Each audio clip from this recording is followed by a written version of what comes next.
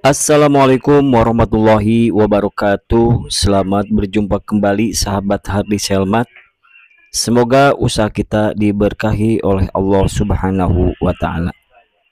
Sahabat, di tengah kondisi perekonomian yang tidak menentu seperti sekarang ini, banyak orang yang mulai mencari penghasilan tambahan ya. Selain tentunya untuk menambah penghasilan, langkah ini diambil sebagai langkah preventif jika sewaktu-waktu terjadi sesuatu yang tidak diinginkan mengenai masalah ekonomi keluarga. Tak heran jika sekarang ini banyak orang yang mulai berjualan, ada yang berjualan makanan, minuman, atau sekedar menjadi reseller di marketplace. Saat semua berjualan di platform online, sebenarnya masih ada usaha offline yang menarik untuk dilakukan karena profitnya cukup menjanjikan. Usaha tersebut adalah membuka toko kelentong. Ingat, masih ada orang yang lebih suka belanja secara offline daripada online karena beberapa alasan. Nah, jika kita tertarik untuk membuka toko kelontong secara kecil-kecilan tapi menguntungkan, simak video ini ya. Tip membuka toko kelontong dan barang apa saja yang laku dijual. Membuka toko kelontong sebenarnya tidak perlu membutuhkan modal yang besar. Kamu bisa memulai dengan modal yang kecil dengan perhitungan yang tepat. Nah, agar toko kelontong kamu bisa mendapat cuan, ini ada beberapa tips dan mudah-mudahan bermanfaat. 1. Riset kebutuhan pasar. Hal pertama yang harus dilakukan adalah riset kebutuhan pasar. Daripada sekedar nongkrong-nongkrong, lebih baik kamu, sahabat semua, coba dikulik apa saja sih barang-barang yang dibutuhkan oleh tetangga di dalam kehidupan mereka sehari-hari. Biasanya yang muncul adalah barang-barang yang sifatnya cepat habis dan dibutuhkan secara terus-menerus atau fast moving, seperti sabun, sampo, pasta gigi, air galon, dan yang lainnya. Langkah ini juga perlu dilakukan agar barang-barang yang dijual di toko kita setidaknya sudah punya pasarnya, sehingga sahabat semua tidak perlu berspekulasi lagi. Yang kedua adalah menentukan besaran modal. Setelah mengetahui barang-barang yang dibutuhkan oleh tetangga kita atau masyarakat sekitarnya, penentuan modal awal dapat lebih mudah untuk ditentukan. Modal awal ini bisa digunakan untuk membeli barang-barang fast moving yang tadi disebutkan, karena memang proyeksi keuntungan sudah bisa didapatkan ya.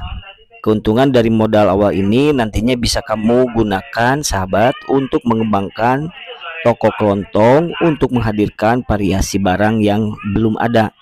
Selain pada barang yang dijual, sahabat juga perlu menyiapkan modal untuk perlengkapan toko seperti meja, etalase, kursi, kalkulator, bahkan komputer kasir. Jangan lupa untuk menganggarkan biaya tak terduga untuk keperluan yang sifatnya mendadak ya, seperti kerusakan pada toko atau iuran-iuran lingkungan dan lain sebagainya. Yang ketiga adalah mencari posisi yang strategis. Penentuan letak toko yang menjadi faktor penting itu merupakan faktor penting untuk menuju kesuksesan atau tidak suksesnya usaha kita.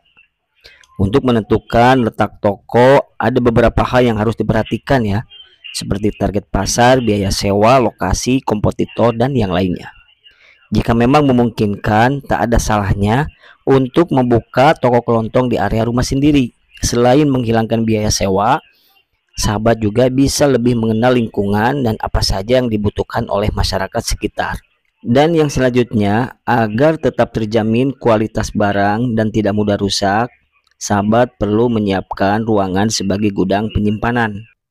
Selain menjaga kerusakan, gudang tersebut diperlukan untuk menyimpan stok barang agar selalu tersedia di saat konsumen mencari. Lakukan juga perawatan rutin terhadap gudang tersebut setidaknya seminggu sekali untuk membersihkan debu atau hama seperti kutu dan yang lainnya. Yang selanjutnya yang harus sahabat lakukan adalah mencari distributor barang yang tepat. Keuntungan yang didapatkan dari toko kelontong adalah selisih harga barang saat dibeli dan dijual kembali ke pelanggan. Lakukan riset dan survei tentang daftar distributor grosiran ini ya. Carilah yang menaruhkan harga paling murah dan barang-barangnya berkualitas. Pilih juga distributor yang mudah untuk diajak berkomunikasi agar sahabat tetap lancar ke depannya. Jika telah menemukan yang tepat, ajukan diri menjadi agen dari distributor tersebut agar bisa mendapatkan keuntungan lainnya. Dan yang selanjutnya adalah memberikan promosi dan layanan ekstra terhadap pelanggan. Pelanggan tentunya akan sangat senang saat mendapatkan promosi dan layanan yang ekstra dari kita. Mulailah dengan promosi harga yang bisa dilakukan dengan harga paket. Misalnya, sahabat buat sendiri paket keperluan mandi yang harga bisa lebih murah dibandingkan dibeli secara eceran atau satuan. Untuk layanan, sahabat bisa memberikan layanan pesan antar ke rumah para pelanggan. Biasanya layanan ini bisa dilakukan untuk barang-barang seperti galon air mineral atau gas LPG untuk keperluan masak. Dan jangan lupa daftar barang-barang yang bisa dijual di toko kelontong ya, diantaranya nih 1. Sembako. Tak heran jika 9 bahan pokok menjadi barang yang paling dicari oleh orang-orang dan wajib menjadi barang yang sahabat jual di toko sahabat. Selain mudah didapatkan, sembako termasuk ke dalam kategori pasmoping karena pasti dikonsumsi oleh orang-orang setiap harinya. Barang-barang yang termasuk dalam sembako antara lain beras, minyak, gula, telur, daging, dan sayuran. Yang selanjutnya adalah perlengkapan mandi dan mencuci.